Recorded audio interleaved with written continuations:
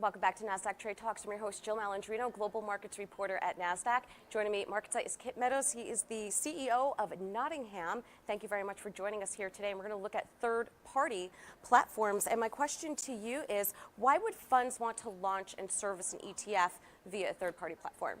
The alternative to doing that would be to get your own exemptive application going through the SEC, and that is a rather lengthy process, and it's fairly expensive because it's lengthy, the legal fees involved and so forth.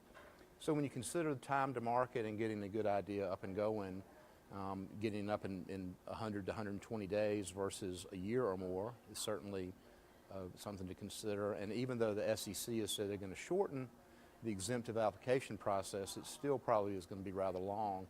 So timing and just focusing on what you do best, which is managing money. And they're the experts within the area on their end. So why would a fund, first of all, what's a white label issue? And why would a fund want to use one instead of going their own way? Right. Well, we've been in the open-end mutual fund industry since the late 80s, and nobody used the term white label in the open-end industry. But really what it means is you have a series trust and you invite an investment advisor to be a sub-advisor in that series trust. When you have a series trust, you can get a new fund up and going in 75 days after it's filed, so which is considerably quicker.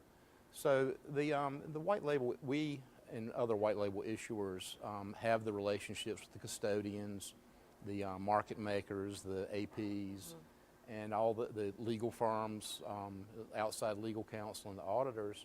All those things take time, and we do have some economies of scale because of the number of relationships we can bring them. So it's really economics and timing. All right, well, let's talk about the pros and cons of ETFs versus mutual funds. It's a very hot topic with investors. It is. You know, the easiest one is that you can get in and out of an ETF during the business day, where an open-end fund is at the close of business, 4 o'clock.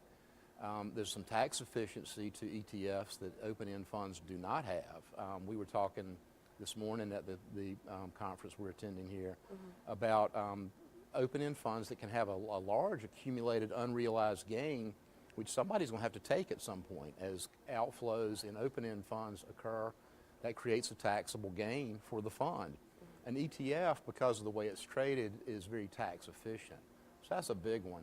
I think there's an intangible benefit to ETFs these days, just because that's what everybody's talking about. It's kind of what is popular. That's what the wealth managers are using to manage their asset allocations. So it's really a lot of discussion. I'm going to throw another one in there for you. Since you just came from the ETP forum, are there any discernible topics that you're hearing from the conference today? Active versus passive was an interesting one, and that's been a topic that I'm sure you've we've covered that.